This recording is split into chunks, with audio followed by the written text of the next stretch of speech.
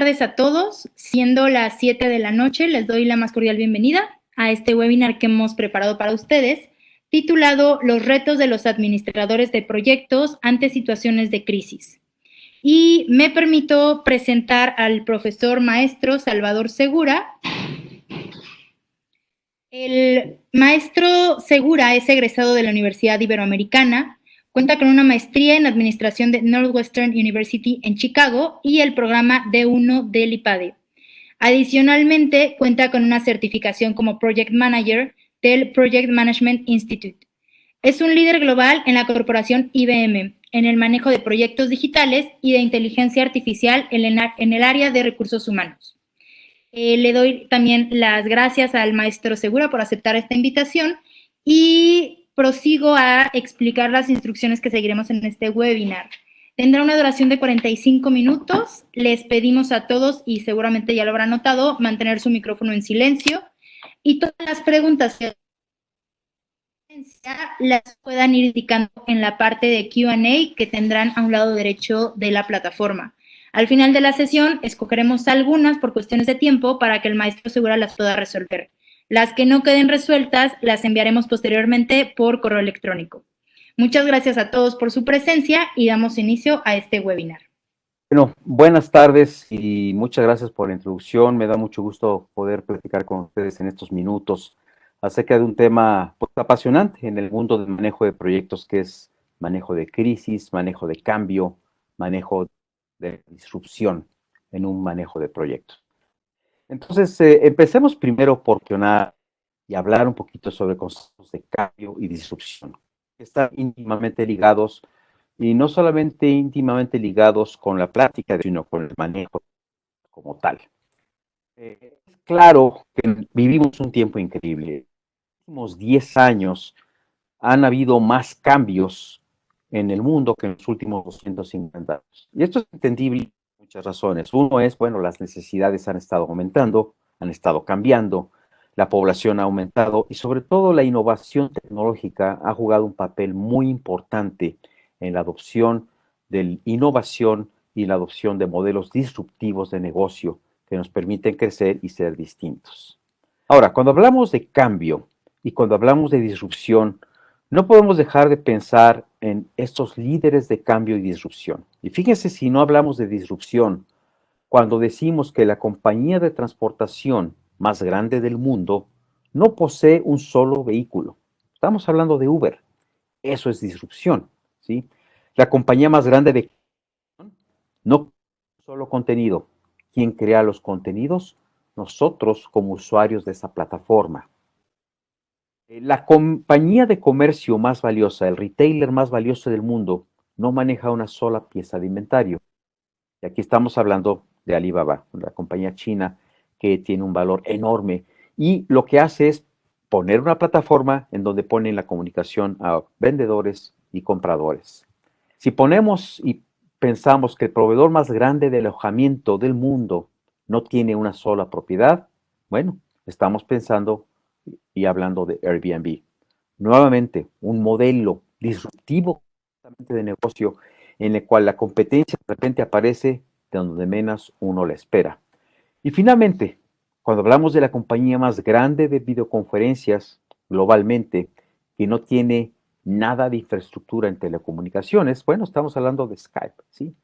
Entonces, aquí hablamos claramente de que hay una necesidad y un modelo de cambio y de disrupción que está generando las innovaciones en la tecnología y en las innovaciones que las empresas necesitan.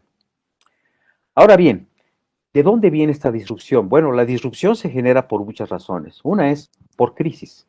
Este es un claro ejemplo. La crisis sanitaria que estamos viviendo hoy día genera una disrupción enorme, ¿sí? Y que requiere una implementación de medidas y una reacción a los modelos de crisis que estamos enfrentando.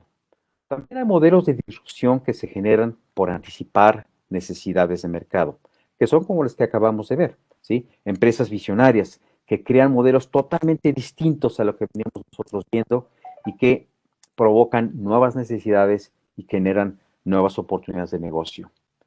Y también viene disrupción por una necesidad de cambio. La empresa quiere innovar o quiere resolver problemas a los que se ha enfrentado en forma frecuente. Entonces, estamos hablando de una necesidad de cambio y una necesidad de disrupción generada por muchos sentidos. Bueno, y ahora la pregunta es, bueno, ¿qué tiene que ver esto en el manejo de proyectos en las empresas, el project management? ¿Qué relación tiene manejo de proyectos con la administración y la promoción de este cambio? Bueno, si vemos este modelo, normalmente el foco de las empresas en forma decreciente de alguna forma ha sido en el mantenimiento de la operación del negocio. ¿Qué significa mantener la operación de negocio? Bueno, seguir invirtiendo en metodologías de mejoras de calidad, en reingeniería de procesos, en renovaciones de tecnología, pero de alguna manera estamos enfocando y la mayoría de nuestros recursos está en el mantenimiento de la operación de negocio. Sin embargo, como podemos ver aquí claramente, ya hay un foco en el cambio del modelo de negocio. ¿Por qué? Porque ya hay cambios, ¿sí? Hay proyectos que están orientados a la transformación de negocio, a la generación de nuevas oportunidades. Bueno, ese es el ritmo que habíamos venido viendo en los últimos años. Pero ¿qué es lo que está pasando? Lo que está pasando ahora es que ya hay una aceleración de proyectos que manejan el cambio de negocio. ¿Por qué este modelo tan radical de cambio? ¿Sí? ¿Por qué está pasando esto? Hay varias razones. Una, las operaciones normales de la organización ya tienen oportunidad de ser automatizadas, ¿sí? Hay robots, hay proyectos de inteligencia artificial en los cuales las actividades que normalmente eran realizadas por un ser humano, ahora pueden ser realizadas por la tecnología y podemos reorientar esos recursos humanos hacia proyectos y actividades de mayor valor agregado. ¿Qué significa eso? Entonces que hay más tiempo y hay más oportunidad de invertir en proyectos que cambian el negocio, que hay una transformación de negocio. Y como vemos aquí, lo que se va a estar viendo, sobre todo en momentos de crisis como la de ahora, es cuando hay cambios profundos y necesitamos líderes, líderes de cambio, líderes de proyectos que provoquen esta transformación. Viéndolo de otra manera, aquí lo ejemplifico donde anteriormente el 90% del foco del senior management era tener la gente y el proceso perfectamente manejado, perfectamente dominado. Y proyectos de cambio, de transformación, solamente ocupaban el 10% de este foco. Hoy día es precisamente al revés, ¿sí? La operación de negocio es importante, tenemos que continuarla, pero tenemos que emplear las tecnologías que existen para mejorarlo y modelos de cambio de negocio, de disrupción, son los que van a ocupar la mayor oportunidad dentro de las organizaciones. ¿Qué significa esto? Bueno, es una yo lo veo como una enorme oportunidad para los gerentes de proyecto que están y son responsables del manejo de esta disrupción y este manejo de cambio, ¿sí? Entonces, ¿qué es lo que representa para el gerente de proyecto? Evidentemente, salir de su zona de confort. ¿Qué significa salir de la zona de confort? Bueno, son gerentes de proyecto que ahora se convierten en gerentes de negocio, que van a tener que aprender nuevas habilidades, que van a tener que empezar a afrontar esquemas ambiguos y mundos ambiguos de negocios, donde un nuevo normal, una nueva normalidad va a impactar. Son gerentes de proyecto que van a aprender nuevas habilidades suaves como la resiliencia, como la negociación, para poder ser exitosos, ¿sí? Entonces, para el gerente de proyecto, si bien representa una enorme oportunidad, este proceso de cambio y este proceso de disrupción al que me acabo de referir, también implica una gran responsabilidad en la adquisición de nuevas competencias. Y cuando hablamos de nuevas competencias para el gerente de proyecto, eh, estamos hablando precisamente de habilidades, unas habilidades críticas que las quiero mencionar ahora a continuación, que si han sido importantes siempre en el portafolio de un gerente de proyectos, hoy día se convierten todavía en más importantes. La primera, y la pongo en primero lugar porque para mí, yo les digo a mis alumnos muchas veces, digo, ¿cuáles son las 3 Cs más importantes en el manejo de un proyecto? Las 3 Cs: comunicación, comunicación y comunicación. ¿Qué significa? Un buen gerente de proyecto es un buen comunicador. ¿sí? Es alguien que puede transmitir, es alguien que puede traducir complejidades del ambiente en una forma en que el equipo lo entienda, lo asimile, lo apoye, ¿sí? Entonces, gran habilidades de comunicación que debe ser un punto fundamental de desarrollo para cualquier gerente de proyecto. El liderazgo es clave, pero es un liderazgo distinto al de antes. Es un liderazgo que dirige a equipos de trabajo. Es un liderazgo que sirve a los demás, que favorece y que facilita obstáculos, ¿sí? Porque estamos hablando de ahora de la formación de equipos empoderados de trabajo, equipos que son autosuficientes. Y entonces el rol del líder del proyecto y el rol de un líder se transforma para ser más un facilitador, un coach, que alguien que instruye y que dice lo que hay que hacer. Entonces, las habilidades de liderazgo son cruciales al momento de desarrollar las competencias de un gerente de proyecto. Tercero, evidentemente tiene que tener grandes habilidades de organización y manejo de tiempo. Tenemos que manejar eficiencias. En momentos de crisis en especial, tenemos que ser muy cuidadosos en cómo empleamos nuestros recursos, cómo organizamos y manejamos el tiempo. Grandes habilidades interpersonales. Y eso parte también de un autoconocimiento y una parte de resiliencia. Resiliencia, yo espero que la hayan escuchado, es esa capacidad que tenemos de reacomodarnos ante eventos de cambio, ¿sí? Adaptarnos y volver a ser y volver a tomar esa flexibilidad que teníamos antes de ese cambio, ¿sí? Hoy día, en momentos de crisis como los que estamos viviendo hoy día ante el fenómeno sanitario, la resiliencia se convierte en fenómeno y en una actividad muy importante. Hoy día estamos invirtiendo muchas empresas en cómo hacer que nuestros empleados tengan una actividad y una actitud más resiliente ante los fenómenos que están pasando. Y eso también nos habilita para tener mejores relaciones interpersonales. No puedo dejar de enfatizar la importancia que tiene para un buen gerente de proyecto estas relaciones interpersonales, cómo navegamos la organización y se relaciona con este punto, cómo hacemos, negociamos, cómo manejamos los conflictos, cómo mediamos y cómo manejamos esta diplomacia para poder hablar el lenguaje que los diferentes stakeholders de nuestra organización requieren.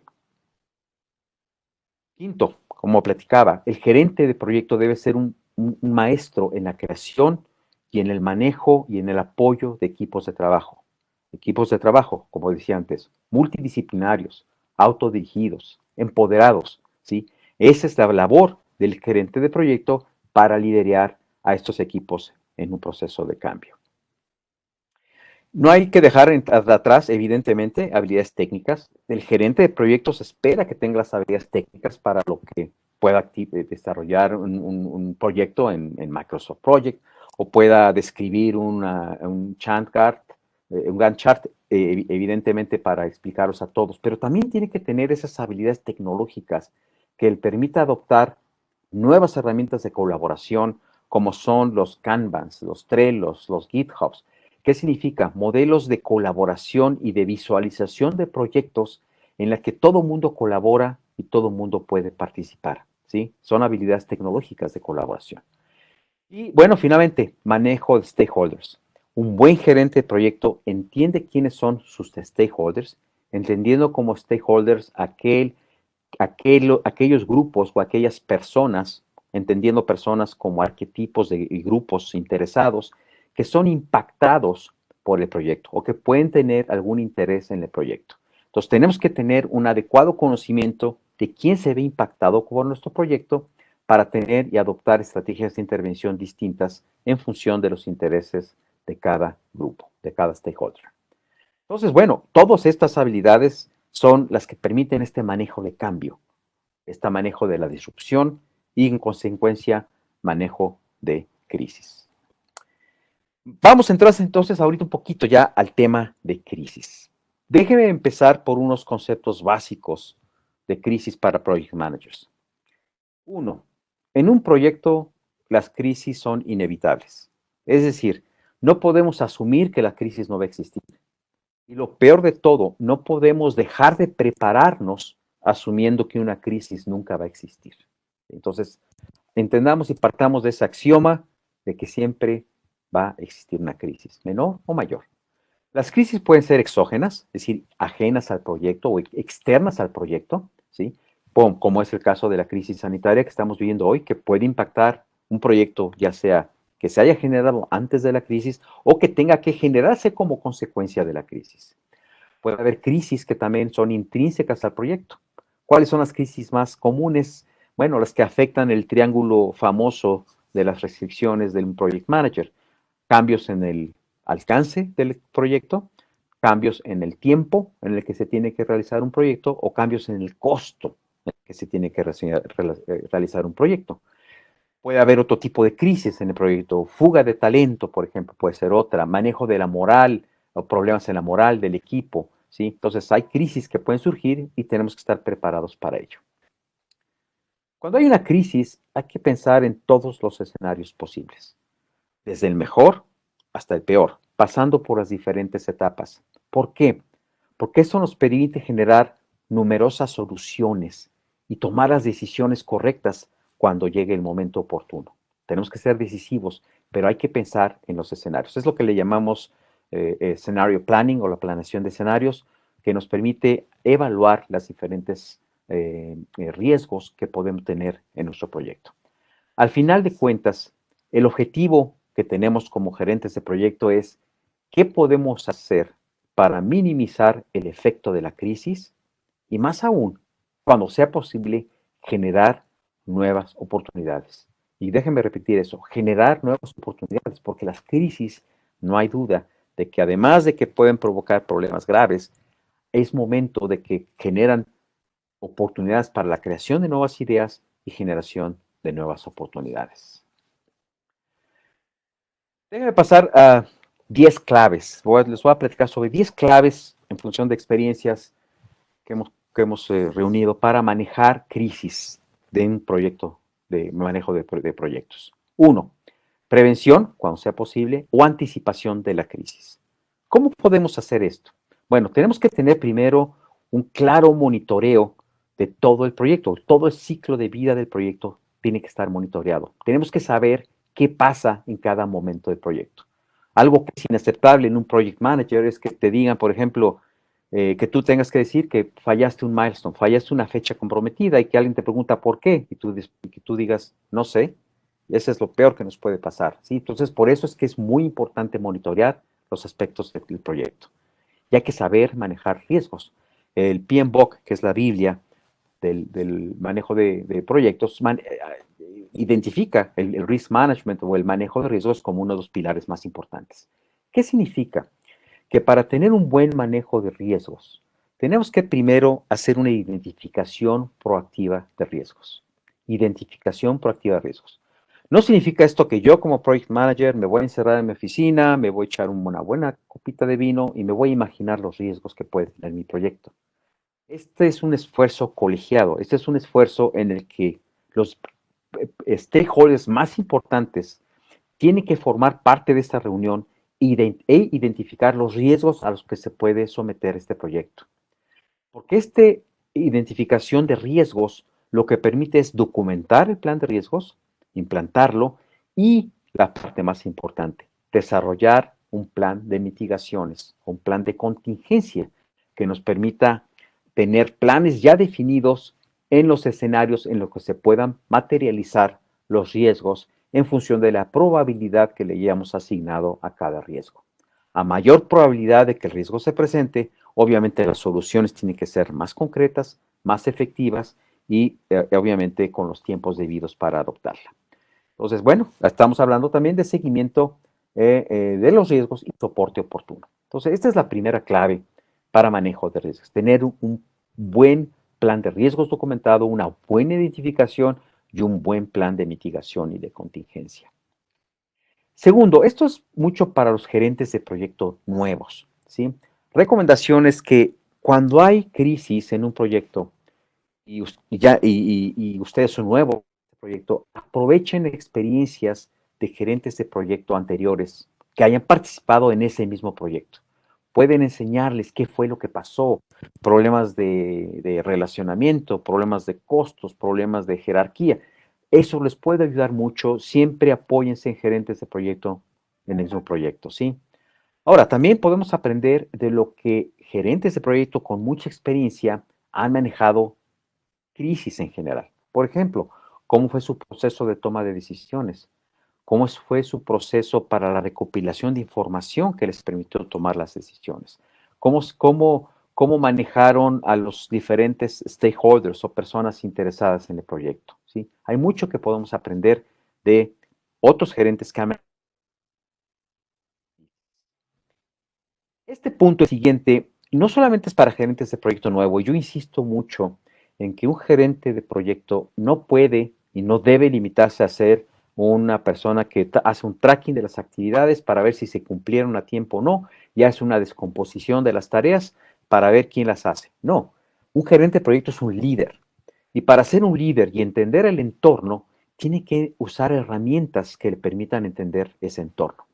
Para esto utilizamos herramientas como el PESTLE. PESTLE son las siglas de un análisis que se hace de los puntos de vista político, económico, social, tecnológico, legal y ambiental, que es la última E de Environment, para ambiente. ¿Qué significa? Que tenemos que entender el contexto bajo el cual está operando nuestra empresa. Si entendemos este contexto, vamos a ser mejores en predecir crisis o en reaccionar ante ellas. Tenemos que hacer también análisis internos, ¿sí? Y si no somos parte del análisis que hacen los ejecutivos de una organización, tenemos que insertarnos en ese análisis. El análisis interno, que básicamente es a través del FODA. El FODA es el análisis que identifica fortalezas, oportunidades, debilidades y amenazas que enfrenta la organización, ¿sí? Tenemos que estar pendientes y conscientes de las noticias relevantes para la industria, ¿sí? ¿Por qué? Porque todo eso nos da la pintura del entorno y del contexto bajo el cual estamos operando en una situación de crisis.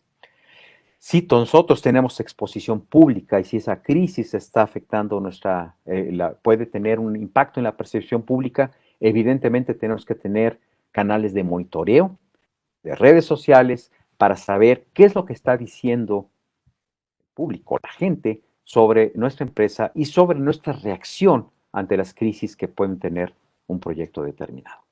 Entonces, estas son recomendaciones que hago para gerentes de proyectos nuevos, pero como ustedes ven, pueden extenderse a proyectos ya, a gerentes de proyecto con mayor experiencia. Pero tomen en cuenta este tipo de análisis. PESTLE y FODA son dos herramientas muy valiosas que nos permiten entender el contexto de la crisis. Tercero, bueno, hay que responder inmediatamente a las primeras señales. ¿Cómo detectamos señales tempranas? Bueno, está muy relacionado con el punto anterior que yo les hacía, ¿sí? Podemos detectar señales tempranas si entendemos primero el contexto de nuestra empresa y de nuestra organización, o bien entendemos el contexto externo bajo el cual opera nuestra organización. Y una vez que detectamos esas señales tempranas, en donde cual la crisis no se ha materializado, ojo, aquí no hablamos de una crisis ya materializada, hablamos de señales tempranas que nos permitan tomar acciones preventivas y podamos reducir ese riesgo que se avecina, ¿sí? Y bueno, empezamos ya a sacar nuestro plan de contingencia para empezar a actualizarlo y potenciarlo. Como número 4, bueno, hay que tomar decisiones rápidas, ¿sí? Evidentemente, tenemos este plan de manejo de riesgos, tenemos este plan de contingencia que nos permite una toma más rápida de decisiones. Pero no estoy diciendo que la toma de decisiones debe ser sin análisis. Ya se acabaron los tiempos en el que alguien iluminado tomaba una decisión basada en intuición, en corazonadas. ¿Por qué? Porque tenemos que usar datos en la medida en que les sea posible. Aún en situaciones de crisis tenemos que usar analítica de datos.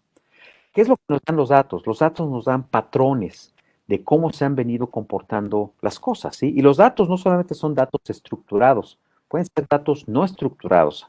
Análisis semántico de lo que dice la gente en Twitter, por ejemplo. Es un análisis de analítica de datos. O estadísticas que muestran ciertas tendencias o patrones que nos permiten tomar decisiones mucho más atinadas ante ambientes de incertidumbre, ante ambientes de ambigüedad y ante ambientes en los que tenemos información incompleta. Esa es una realidad. Pero esta analítica de datos fortalece mucho y racionaliza la manera en la que podemos tomar decisiones. ¿Por qué? Porque también nos ayuda a ponderar los impactos que pueden tener las decisiones que estamos tomando. Número 4. Número 5. No podemos perder de vista el big picture, ¿sí? El bosque. Si bien tenemos que tomar muchas veces decisiones tácticas en función de la crisis y en función de la urgencia, evidentemente, como líderes de un proyecto, no podemos dejar de ver el bosque, no podemos dejar de tomar en cuenta que la visión de nuestro proyecto y el objetivo final debe alcanzarse.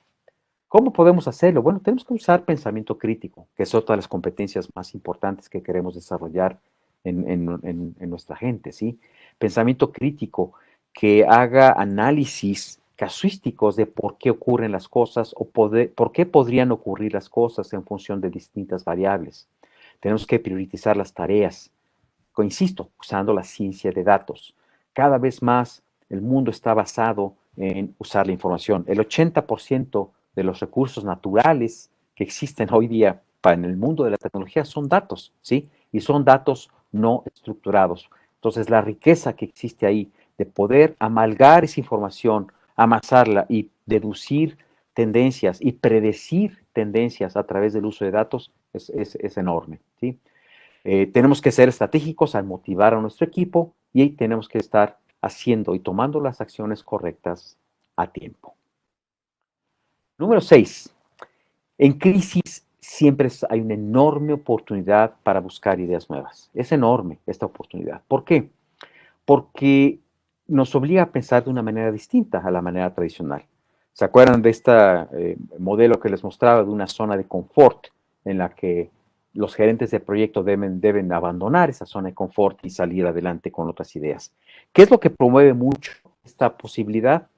Adoptar una cultura y metodología ágil, el nuevo concepto de la metodología ágil. ¿Y por qué es tan importante?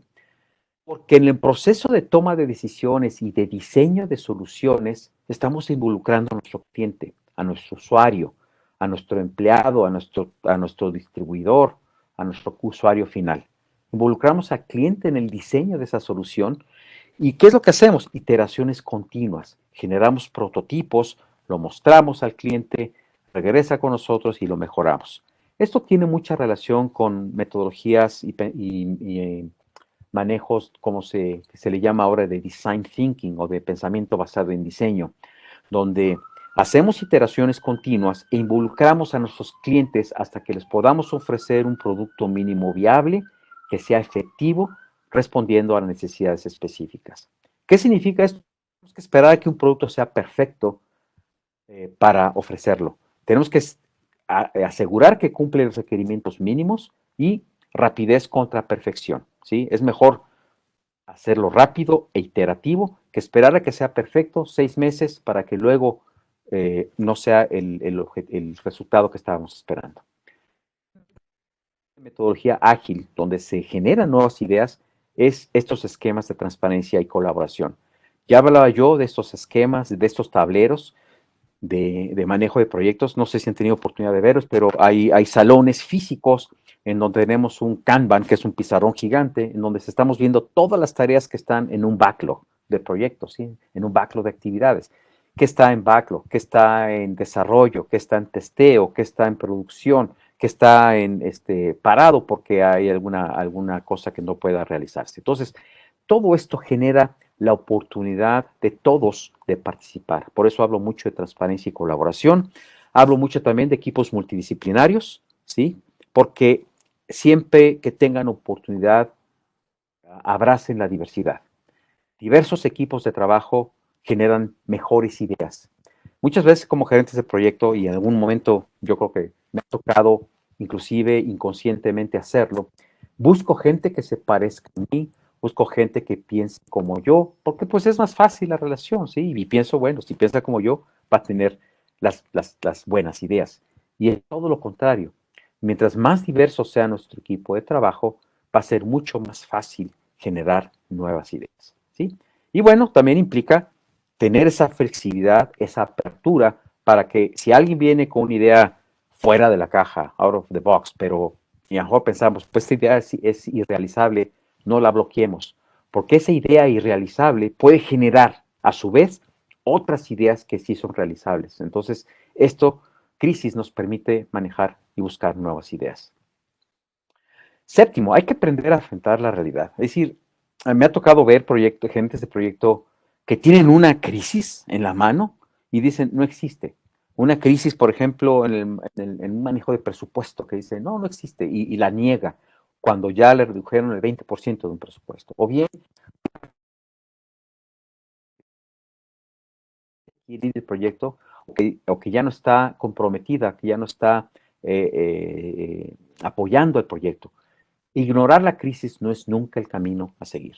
Nunca. Tenemos que tener esa apertura y esa honestidad para entender que hay una realidad.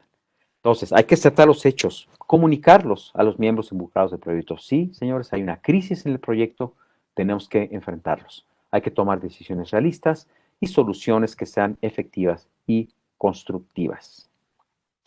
8.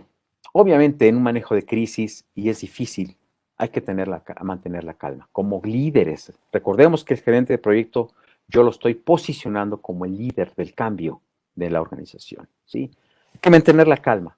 Tenemos que tener dosis de realismo, pero con optimismo. Evitar el pánico, ¿sí? Es muy importante porque ese pesimismo que acompaña al pánico impacta esa generación de soluciones efectivas y rápidas, ¿sí? Entonces, hay que hacer una evaluación sensible, obviamente, genuina de la situación, pero este optimismo realista, como yo le llamo, debe inspirar al equipo con entusiasmo, ¿sí? Es difícil porque muchas veces nosotros mismos podemos tener dudas de lo que está pasando, pero tenemos que tener esa confianza de decir a la gente cómo vamos a salir adelante en el proyecto. Número 9, importantísimo, tomar el liderazgo y manejar la comunicación. No permitamos, déjeme repetirlo, no permitamos vacíos en la comunicación cuando hay un momento de crisis. ¿Por qué? Porque se llenan inmediatamente. Esos vacíos de información y de comunicación se llenan de rumores, se llenan de falsa información, se llenan de equivocaciones, ¿sí? ¿Qué es lo que tenemos que hacer? Tomar el liderazgo, tomar el control de esta comunicación en un momento de crisis, ¿sí? Tenemos que crear los canales de comunicación adecuados, tanto con nuestro equipo de trabajo como con los diferentes stakeholders que participan en este proyecto. Tenemos que generar un plan, ¿sí? No es algo anticipado, no es algo, no es algo, no quiero decir anticipado, sino más bien, no es algo casual, es algo que está planeado y diseñamos estrategias de intervención distintas en función del stakeholder. ¿A qué me refiero?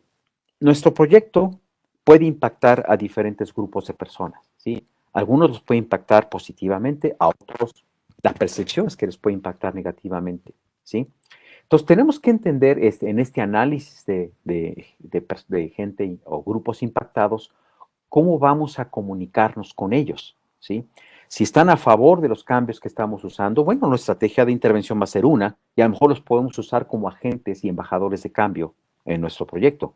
Si es gente a la que vamos a impactar o que está claramente reacia al cambio, bueno, la estrategia de intervención es otra. Entonces, muy importante planear estas estrategias de intervención y de comunicación en forma adecuada. En este manejo de la comunicación y tomar el liderazgo, hay que tomar este ambiente y crear este ambiente de inspiración, de cooperación, entusiasmo.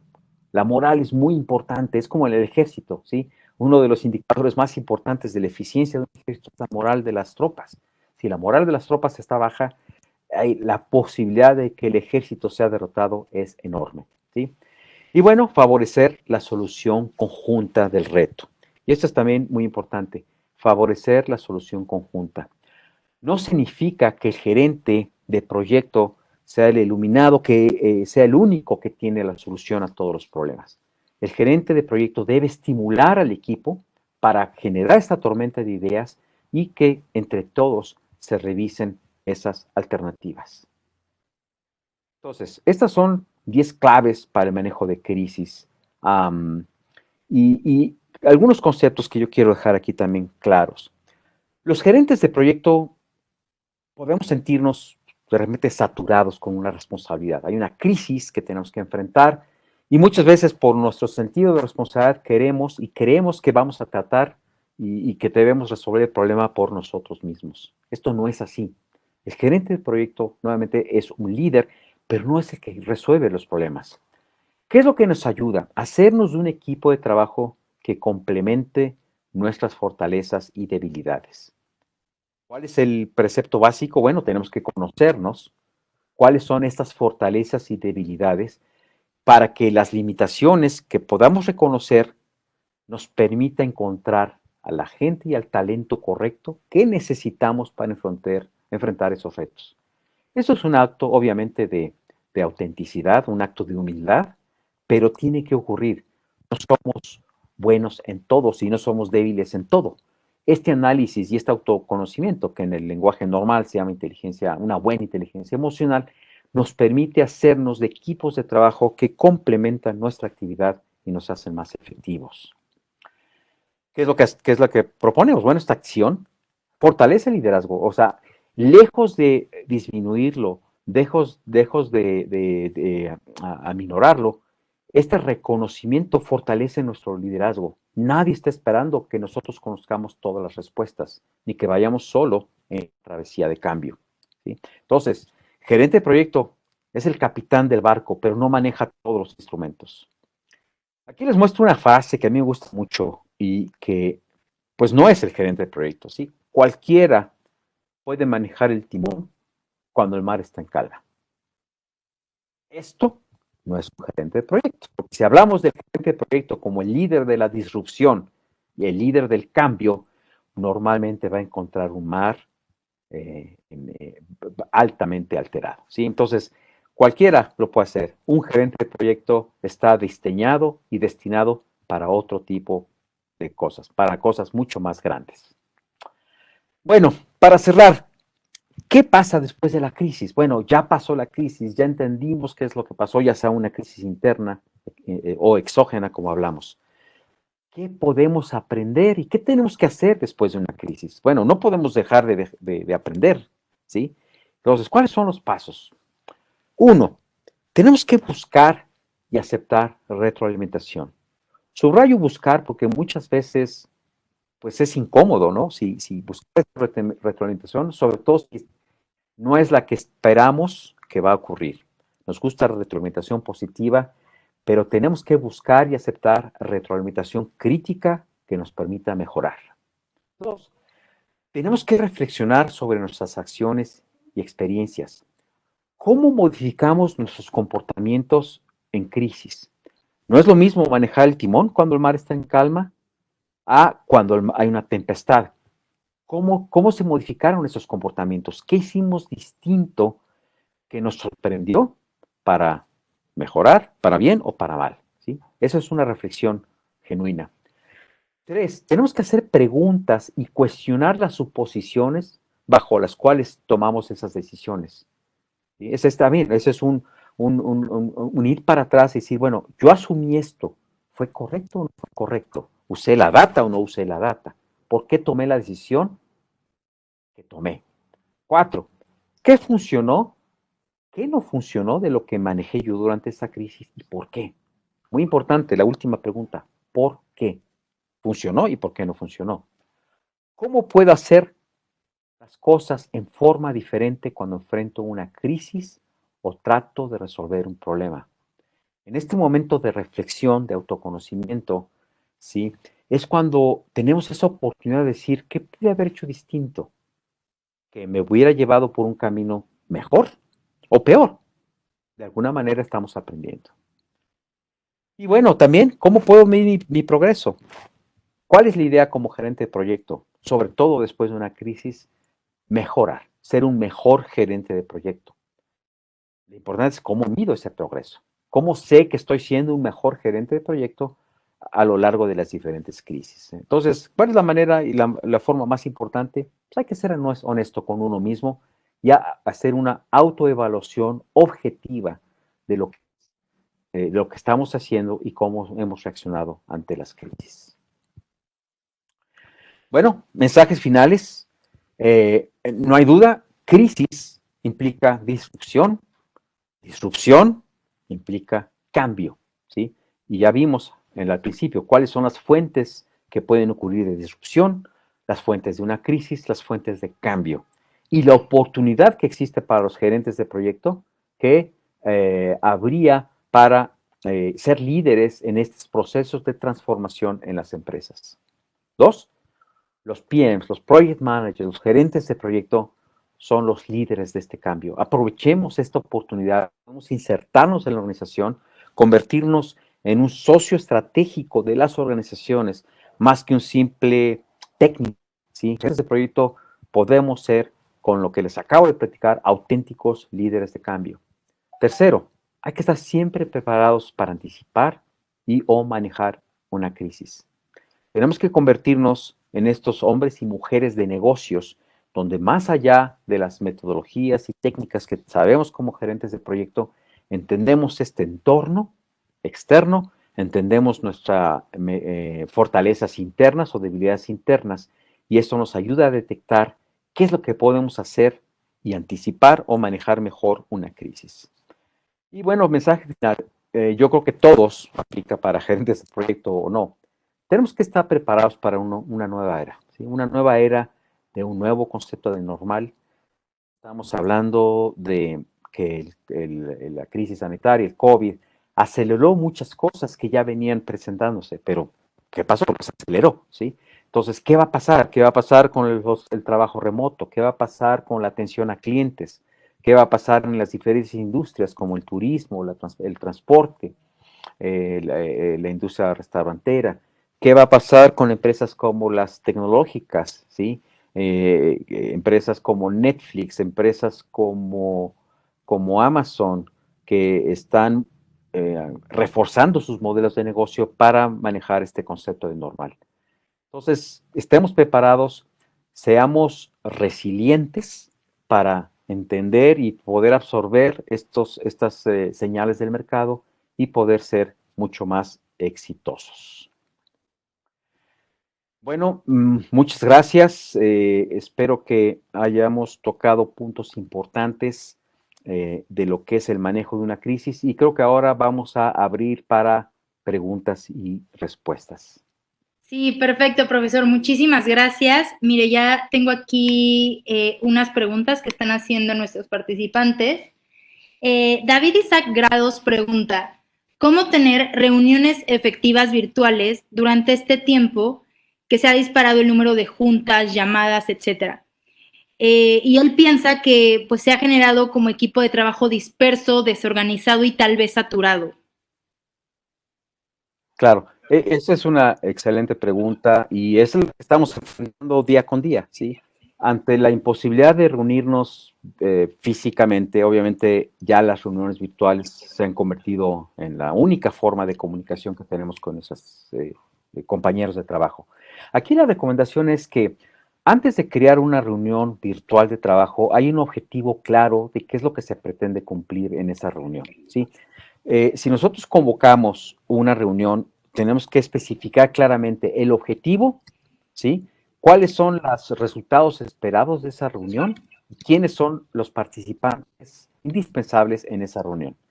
Si no somos nosotros los que estamos convocando esa reunión, tenemos que demandar lo mismo de quien lo está haciendo. Dame el objetivo, dame cuál es el outcome o el resultado que se espera de esa reunión y quiénes son los participantes mínimos.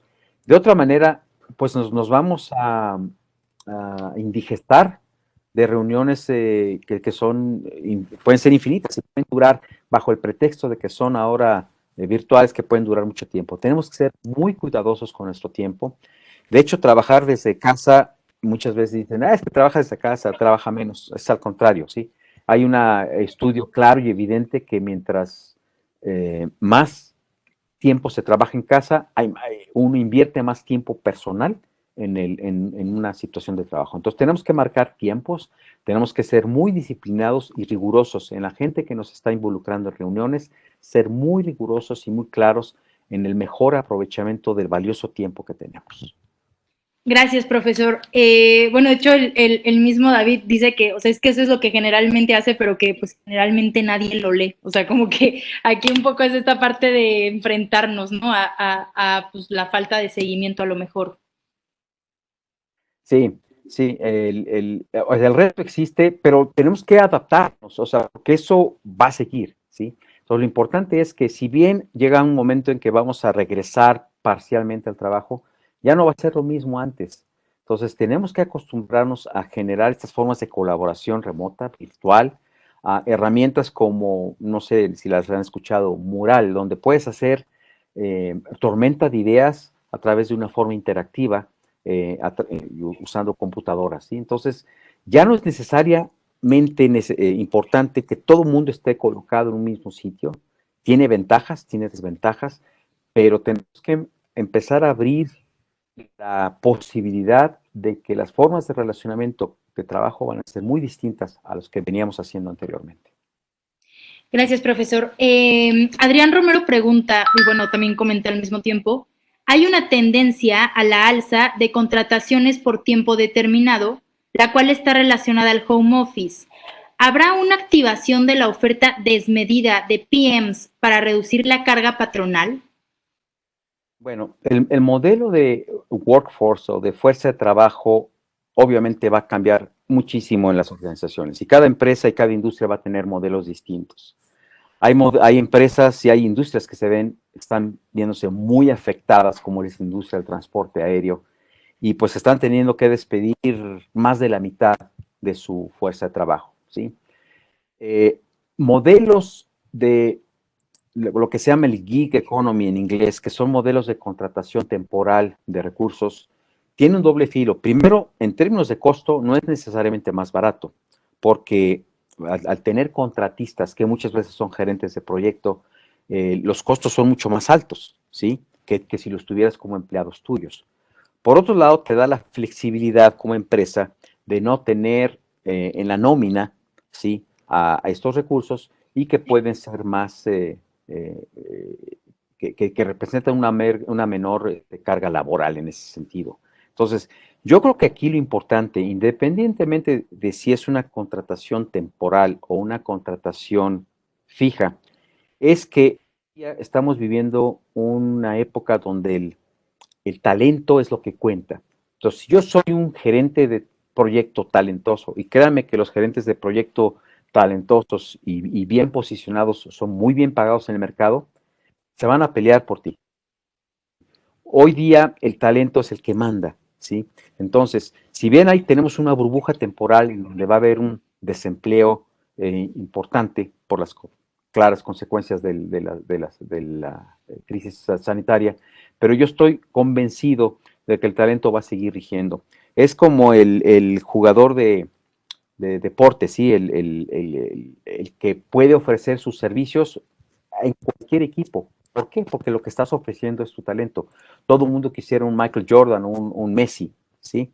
Entonces, eso es lo que queremos ser, gerentes de proyectos, los Messis de los gerentes de proyectos, donde no importa cómo nos contraten, pero se van a pelear por nuestro talento. Si tenemos las cualidades y las competencias que el mercado está buscando de un buen gerente de proyecto, un líder de cambio, un líder de disrupción, ¿sí? Un líder de negocio. Gracias, profesor. Sonia Olaes pregunta, ¿cómo combinar efectivamente las buenas prácticas del Project Management Institute y Agile? Es buena pregunta. Hasta hace una versión anterior, el Project Management Institute no había reconocido en forma importante las nuevas metodologías o la nueva cultura ágil, ¿sí? Se basaba mucho en todo lo que es lo que llamamos la metodología waterfall, ¿sí? De realización de proyectos. Pero hoy día ya en la última versión ya tiene inclusive una sección e información dedicada a lo que son metodologías ágiles. Ya hay un reconocimiento de la importancia de las metodologías ágiles. Ahora, importante, en mi experiencia, yo creo que no se trata de ir de un extremo a otro. No hay una implantación 100% ágil y 100% waterfall. La mejor combinación es la que funcione para la empresa, evidentemente, pero lo que más ha funcionado hoy día es una combinación, ¿sí? De lo mejor que puede traer estrategias waterfall, que son las anteriores, que brindan un poco más de estructura, predecibilidad de un proyecto, y estructuras ágiles que permiten mayor velocidad, mayor participación de clientes en el diseño de un producto. Entonces, ya el PMBOK ya incluye información sobre metodologías ágiles y en mi percepción una combinación sana de ambas es lo mejor que puede pasar en las empresas. Gracias, profesor. Cintia Nava pregunta, ¿cómo se evita que el equipo de trabajo esconda los riesgos que detectan para evitar que los stakeholders lo sepan y los expresan ya cuando va a ser un issue? Sí, claro. Y eso es muy humano, ¿verdad? Es muy humano esto que pasa. Tenemos herramientas en el manejo de proyectos donde hacemos evaluaciones holísticas de la salud de un proyecto, ¿sí? Le llamamos una metodología que se llama de las 7 llaves del manejo de la evaluación de un proyecto. Y en una de esas llaves evaluamos precisamente, primero, el manejo de riesgos y nos hacemos una serie de preguntas. Es como un checklist que te haces tú como gerente de proyecto y se los haces tú a tus stakeholders. Es checklist, ¿sí? Y en ese checklist necesariamente va saliendo la verdad, ¿sí? En ese checklist donde haces ese assessment o esa valoración de la salud de tu proyecto, empiezas a identificar dónde puede haber señales tempranas de problemáticas en el área de riesgos o señales también problemáticas en el área de stakeholders, ¿sí? Entonces, cuando aplicas este tipo de herramientas, es como un balance scorecard, pero aplicado al área de proyectos. Y ese balance scorecard, pues esa herramienta para hacer una valoración de la salud, te permite, a través de una serie de semáforos, identificar si tu proyecto está en riesgo, si tiene algunas señales de problemáticas a través de esta aplicación de semáforos. Es una metodología muy poderosa, simple, pero muy poderosa, y te permite destapar problemas que luego ya sean muy difíciles, ya vayan a ser muy difíciles de resolver. Entonces, si hay manera, hay que tener esta metodología y esta disciplina. Gracias, profesor. Maribel Casas pregunta, y bueno, de hecho nos expone un caso. Yo estoy en el departamento de compras LATAM y muchos proyectos muestran por un retraso en entrega de materiales por cierre de aeropuertos y por el COVID-19. ¿Cómo presentar, reflejar, informar esta crisis en un estatus de seguimiento en tiempos?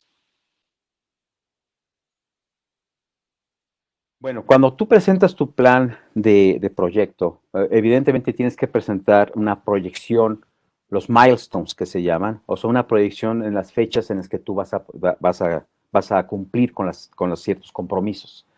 Normalmente, lo que hacemos en el mundo de proyectos es que generamos unos gaps o unos colchones de tiempo para prevenir crisis no planeadas. Ahora, si hay un momento en que es claro la fecha o el momento en que no se va a poder cumplir, hay que comunicarlo, ¿sí? Claramente. Lo que no se puede es fallar una fecha y no saber por qué se falló. Ese es el peor error que como gerentes de proyecto podemos cometer, ¿sí? Porque ahí perdemos toda la credibilidad. Pero si fallamos una fecha y tenemos perfectamente claro cuáles son las razones válidas, con facts, con hechos, ¿sí? Con datos, de por qué vamos a fallar una fecha de entrega, uno de los milestones de nuestro proyecto, en mi experiencia no es razón para castigar el performance de un project manager, ¿sí? Lo que sí sería una razón de castigarlo es, como te digo, fallar una fecha y de repente no sabe por qué. Okay. Gracias, profesor. Víctor Mesa nos pregunta, ¿qué metodologías o técnicas podemos aplicar para los procesos de autoevaluación para identificar nuestras debilidades y espacios de oportunidad para crecer como director de proyectos? Claro, hay unas herramientas, se les llaman assessment tools, donde tú puedes primero hacer una valoración de cómo reaccionas ante un proyecto hoy día. Entonces dices, bueno, soy más directivo, soy más autoritario, invierto más tiempo en el reconocimiento de la gente, invierto más tiempo en coaching, invierto cierto tiempo en resolución de conflictos. Entonces, tú haces primero un análisis actual, ¿sí? De cómo te ves a ti mismo en función de diferentes criterios. La segunda parte es decir, bueno, ¿dónde te quisieras ver? ¿A dónde quieres dirigirte para convertirte en un mejor director o gerente de proyecto? Entonces dices, bueno, yo quisiera dedicarle menos tiempo a la resolución de conflicto y más tiempo al coaching de mis empleados o de mi equipo de trabajo. Quiero dedicarle menor tiempo a la instrucción y más tiempo a la generación de nuevas ideas. Eso lo que te permite es hacer un análisis del gap y decir, bueno, para hacer esto, para llegar al estado deseado de cómo yo quisiera verme y dónde estoy, en ese gap es cuando empezamos a construir los planes de acción, que pueden ser educación, que puede ser sesiones de coaching, que pueden ser certificaciones y planes de desarrollo individual. Esa es la manera en la que podemos crecer. Tenemos que partir de este autoconocimiento y esta reflexión individual de dónde estamos, cuáles son nuestros comportamientos, y les digo, hay checklists ahí que existen sobre diferentes patrones de comportamiento y hacia dónde queremos ir y cómo resolvemos el gap a través de la generación de esos específicos programas de acción. Y son efectivos, siempre y cuando seamos honestos en esta valoración, honestos hacia dónde queremos llegar y disciplinados en la ejecución de los planes que definamos. Perfecto, profesor. Pues mire, por cuestiones de tiempo ya solo queda lugar para una pregunta.